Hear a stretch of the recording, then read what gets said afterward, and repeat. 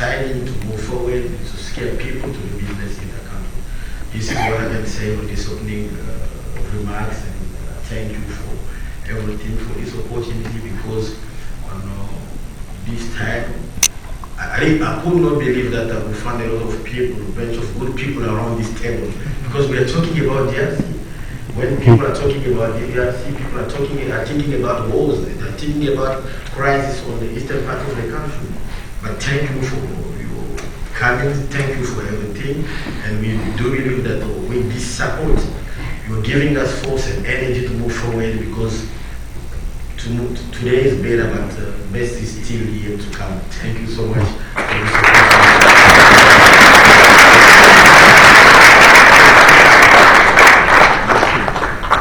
Thank you, Honorable Minister. For those of us who live and work in Washington, it's rare to see a minister speak without notes, without talking points, and it is incredibly refreshing to hear that kind of what we call in the Biden-Harris administration a whole-of-government approach in order to tackle not just challenges, but to tackle the opportunities that we see that comes before each and every one of you every day, especially when you're talking about DRC Day for the road to investment, peace and security in the Democratic Republic of the Congo. Now, as many of you know, Eximbank is America's only official export credit agency in the U.S. government.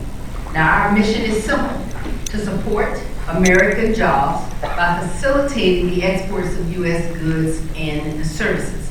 Now, I always like to say, when we talk about jobs, we can't just talk about what's happening in America. We also have to talk about what's happening in the host country of which we're dealing with, because at the end of the day, it is about how we are making sure not only that our companies are competitive, but we want to make sure the workers, that the individual citizens have the opportunity for jobs opportunity in so many fields that I know that's being discussed here over these next several hours.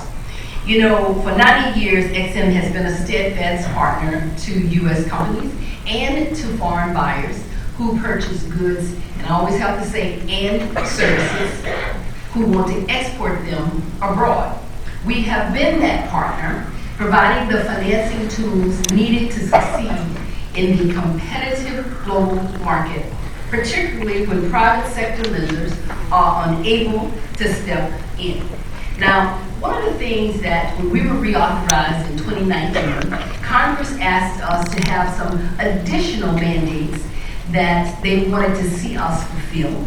With an agency that has a lending cap of $135 billion, we've spent about $35 billion since 2020 and still counting. So, you know, we need to be in rooms like this because we're always looking for business, and we're looking for those bankable projects that we can do and use the financing tools that we have to provide financing solutions for U.S. exporters to be able to benefit them, who we want to make sure that they can get and obtain the access to financing that is going to allow our exporters to make purchase decisions based on the quality of the goods and the service. So here at XM, one of our #1 mandates that we have to have, that Congress has asked us, is we always got to be leveling the playing field.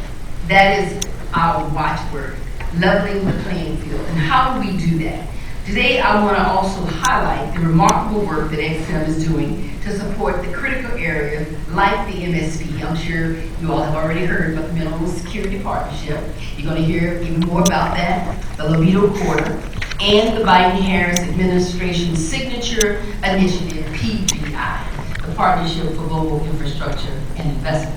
You know, these are initiatives coupled with our China and Transformational Export Program underscores how XM is positioning the United States to lead in shaping the future of global energy, technology, and trade.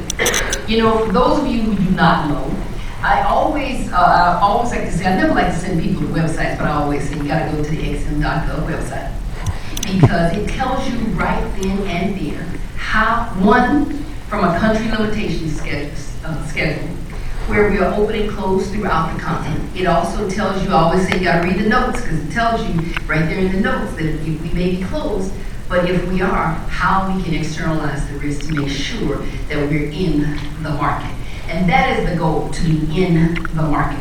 Not only to be in the market, when Congress gave us that 2019 reauthorization approval, they asked us to make more of that lending cap available in transformational export areas.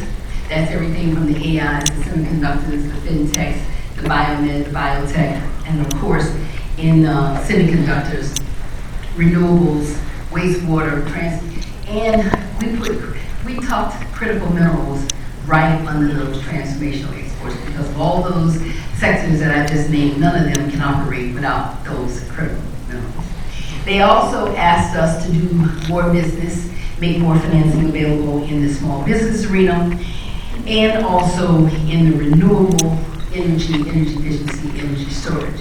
But one of the things that I think continues to bring me back before audiences like this, it also asked us to make more financing available in sub-Saharan Africa. And so in June of 22, the United States, as you know, along with partners from around the globe, launched the MSP. And this initiative has brought together so many friends and allies with the purpose of addressing the most critical challenge of our time, ensuring secure, diverse, and sustainable supply chains for critical energy minerals. And so one of the things that we are excited at Excel is that we have been a partner with Secretary Blinken and Undersecretary Fernandez from the start of this initiative. And we believe that it represents an important alignment with the goals that we all have, recognizing that by investing in the mining, processing, and refining of critical minerals, we do not only support American businesses, but also contribute to a more secure and resilient global economy. You're going to hear my colleagues in the government also talk about the libido corridor and the regional connectivity. So in Africa, the thing about the libido corridor that you're going to hear today, and you probably have already been working, many of you have been working on, stretching from Zambia, Cabo Belt to the Atlantic port in Angola, and is going to transform regional trade across Angola, the DRC, and Zambia. And so we are very excited to be able to do our part in the libido corridor, and very excited about the work that we've been doing in Angola. And for those of you who understand that the work that we have been doing in Angola has really been in those transformational exports, and we have been working very diligently, announcing last year one of the largest renewable projects ever in the history of XM, around $907 million.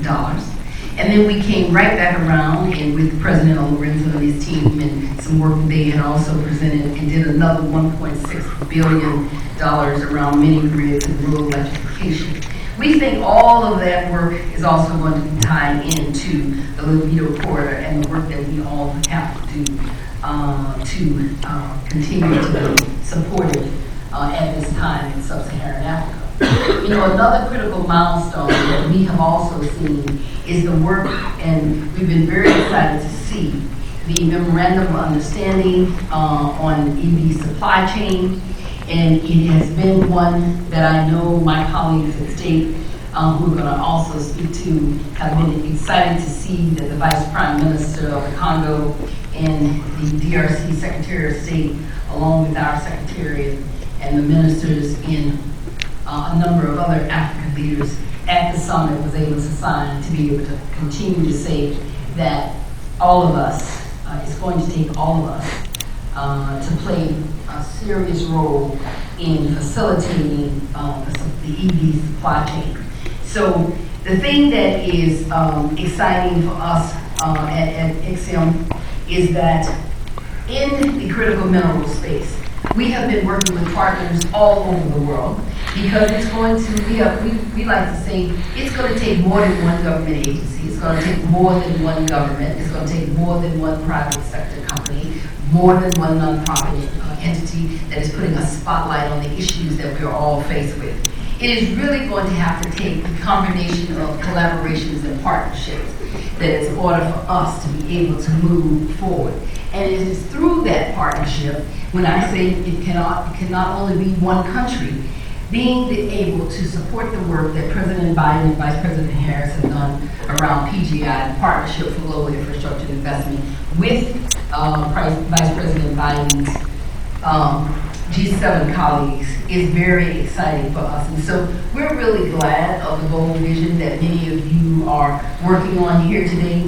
We know that the commitment that we have made at Exim for the continent, the commitment that we have made in meeting with leaders from the continent, meeting with those who are the leaders, especially in the critical mineral space, just says that we pray and hope, and the work that we can all do together is going to continue to lead to be allowing all of us to lean forward in the work that we have to do and the work that we have to do together. Thank you very much.